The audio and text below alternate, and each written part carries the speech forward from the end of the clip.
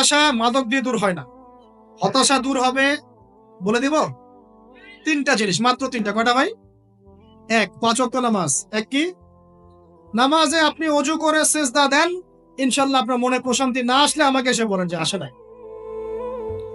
চোখের পানি, মনের আবেগ যা আছে আপনার ভিতরে, কষ্ট, দুঃখ, যন্ত্রণা, সব আল্লাহকে ঢেলে দিবেন ইনশাল্লাহ। নিজের আবেগ ধরে রাখবেন এখানে, আপনি আল্লাহর জন্য ঢেলে দিবেন। মানুষকে আবেগ দেখা কি লাভ? মানুষ আপনার চোখের পানির মর্ম বুঝবে? মানুষ কি মানুষের চোখের পানির মর্ম বুঝে? আপনার পিতা যদি মারা যায়, আমার কাছে এসে দোয়া চান কান্নাকাটি করে, আমি দোয়া করতে পারবো, কিন্তু আমি কিন্তু আপনার ফিলিংসটা বুঝতে পারবো না। আপনার অনুভূতি কে বুঝতে পারবেন? আল্লাহ পাক আপনার ঘাড়ের রগের চেয়েও কাছে আছে। সুবহান সুবহান, আল্লাহ পাক ঘাড়ের রগের চেয়ে কাছে আছে। গতকালকে বাংলাদেশের একজন বরেণ্য আলেমের সাথে একটা কনফারেন্সে ছিলাম।